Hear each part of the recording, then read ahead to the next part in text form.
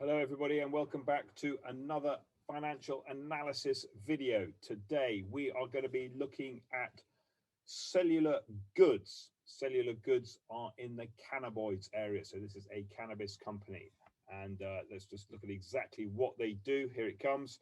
So they say we make everyday products formulated with engineered cannabinoids. So that's a sourcing from a cannabis plant.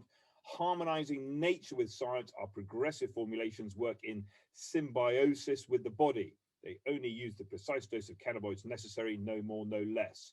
So my understanding, and if I'm wrong, then please do post this in the comments, but my understanding that this isn't for medical use, this is much more for kind of skincare products. So again, with the kind of the legalization of cannabis coming through, you can actually put it into sort of skincare, etc., etc. So that is what they do. So this is requested by Lanre, who said, can we have a look at cellular goods CBX? So this one is for you. So here we go. Let's, without any further ado, dive straight in and have a look at their financials.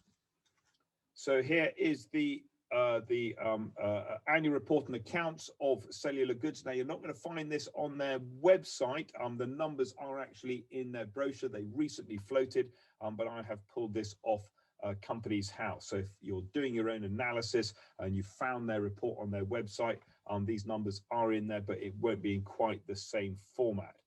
So let's whiz straight through to the profit and loss account, see how the company is performing. And here comes our profit and loss account. And the first thing we notice is, and we've seen this quite a few times with these types of companies, is that they are making no sales at all. So revenue last year was zero, revenue this year was zero. In fact, they set up last year. So this company was established last year.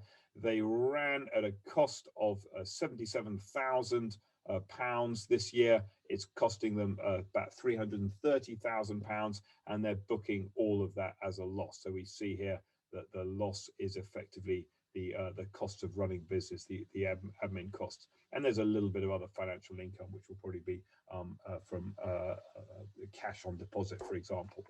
So no sales, they're running, they're growing, but they're running at a loss at the moment. So we're not really any clearer from there. Let's go and look at their balance sheet and just see kind of the strength of the company.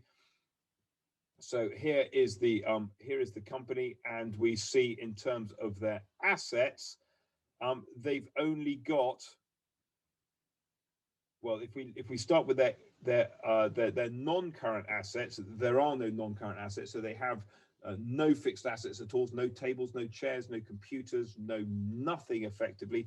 All they've got is some current assets. Here are their current assets. Interesting enough, they've got these debtors. They can't be trade debtors because, of course, they haven't made any sales. If they haven't made any sales, then what is that number? We can have a look in note 9 in a minute. And also we notice that they've got, here is their cash figure. They've got about £9,000 of cash. Remember, this is not in thousands or millions. This is just purely in pounds. So they've got £9,000 worth of cash. And if you remember, during the year, they lost about 330,000 pounds worth. So you can start to see how quickly they're going to run out of cash.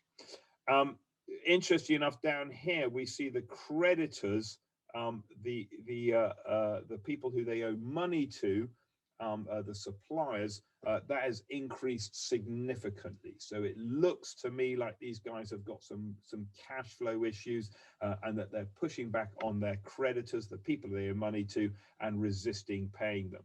So we can have a look at a little bit more detail of those. So let's just go and look at note 9 and understand what those debtors are, and we can go and have a look at note 11 and look at the creditors as well. So here we are in note 9, and it says other receivables, and other receivables is basically unpaid capital. Okay, so what's happening here is that they've issued shares. They've said that we've banked the shares, but not all of the money has been received. And they do have an undertaking to pay, but they haven't actually received the money yet.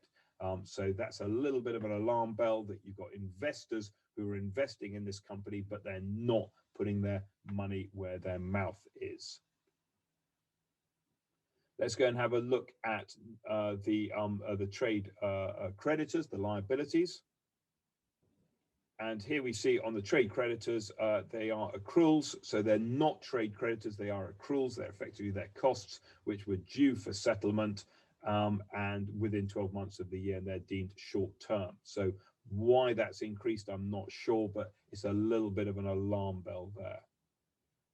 So back with the balance sheet, and we can see here, for example, if we look at the equity, the total retained earnings, the first year, the total retained earnings is the loss of the first year, which shows that they were formulated so this is effectively the first year of accounts. They made a 77,000 loss. So they raised 103,000 plus another 29,000. So they raised about 131,000 and they made a loss of 77,000, leaves them with a slightly positive balance sheet. They've raised some additional capital here. So it's gone from 130,000 to whatever that is, about 230. So there's about another 100,000. We should be able to see that in the cash flow statement, but of course we remember that not all of that money has been received, and the loss is effectively here. So effectively they are burning through that cash. So let's go and have a look at their cash flow statement and see how their cash flow is turning out. So we're really interested in this number here. This is the net cash generated from operating activities. And what we see is that the cash, the loss is very similar to the cash in the previous year, but however, the loss in this year is actually twice as big as the cash. Now, we should say that that sounds pretty good, but actually what we see is that the big difference is here.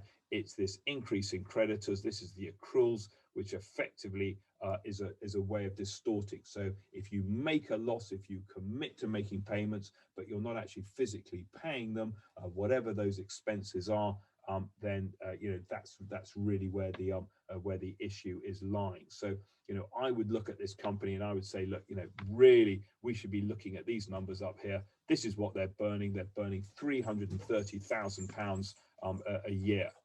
There's no investing going on, and we can see here that they are funding themselves through the issue of shares. Okay, so this is very much a company which is burning cash. It's not making any profit, and it is funding itself through the issue of shares. So let's go and have a look at their clear those annotations down. Let's go and have a look at their share price and see what's going on there. So we can see the share price launched floated in 2020, and the share price has obviously a very good story there. Launched at about £20, just under £20 a share, now languishing at about £7 a share. You'll notice that there's obviously no PE ratio because there are no earnings, because they're making no sales at all. The market cap is 35 million.